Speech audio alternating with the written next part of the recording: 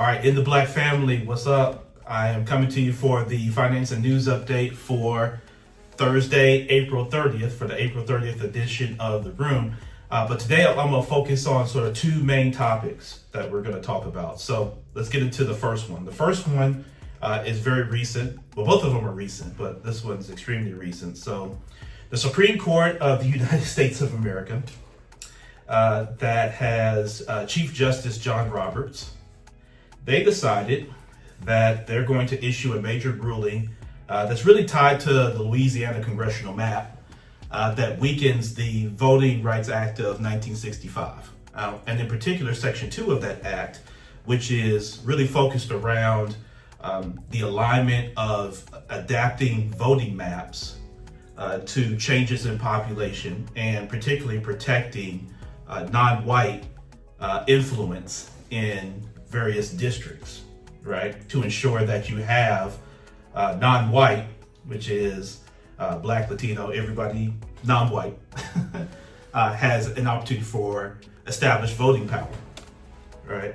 So some of the legal analysts are already reporting that the practical effect of the court pushing these challenges away from a result standard, right, which is more around desperate outcomes, towards something closer to an intent, right, standard. So you have to prove discriminatory purpose, which is much harder to win in court, right? I have to talk to Bob about that, but I imagine that's probably harder to win in court. So what's the effect sort of from the finance, sort of perspective, right? So one, as policy volatility risk goes up, right, it creates more of this, sort of this stalemate, right? And you get more legal battles around things. You get more sort of this start and stop, right? Because you get appeals, you get last minute sort of legislative swings, things of that nature around your policy making. So that uncertainty continues, right? And so that hits the markets, that hits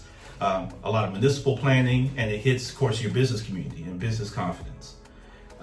Incentives can shift, right? So when states feel sort of emboldened to redraw the maps, you can see changes in priorities for infrastructure, workforce funding, small business programs, and even contracting decisions, especially here in the South.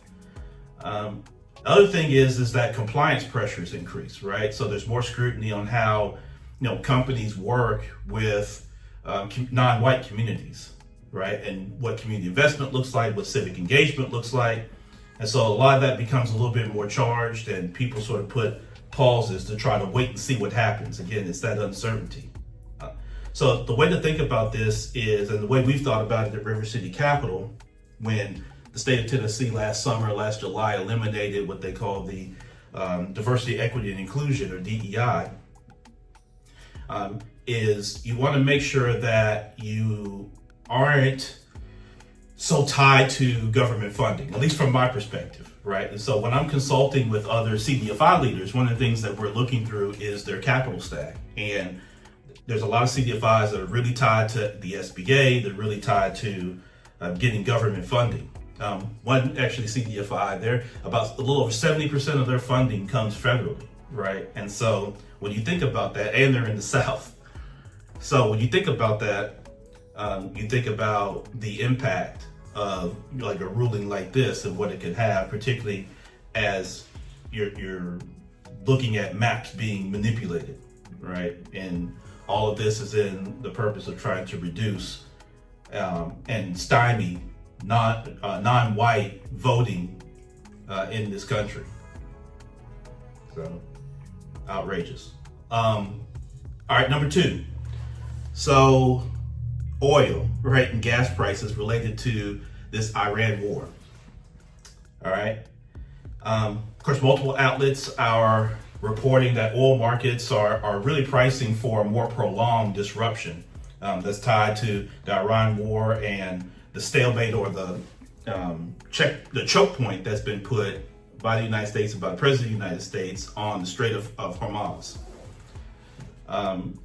Reuters, of course, is reporting that analysts are raising forecasts as the conflict really drags on. And what you've seen is oil prices actually touched $126 a barrel on really the day that the escalation and that blockade really came into play. So why does this matter for us? So of course, higher oil, higher shipping, higher food, all the cost of moving goods and services, of course, increases.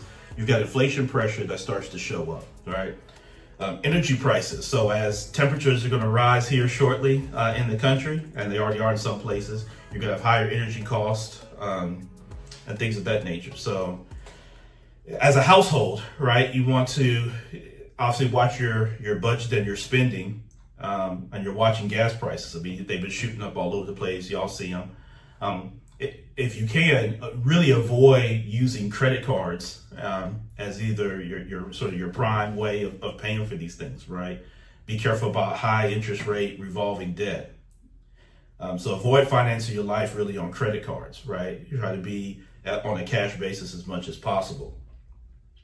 Small businesses, make sure that you're watching your products and services. This is really about leadership, right? And so how are you communicating with your clients and prospects? Which products or services are most sensitive to increases in transportation costs or fuel costs, shipping costs, things of that nature? How can you manage those things? What can you absorb, or what do you need to pass on to a customer? And what percentage of that, and can you have rationale around that then you could speak in plain language to your consumers, right? Your clients, your customers, your prospects. Again, I've talked about this. Invoice same day, try to get deposits up front, and shorten terms where you can. So those are the two things that I want to focus on today. Let's get back to the conversation in the room in the Black Finance.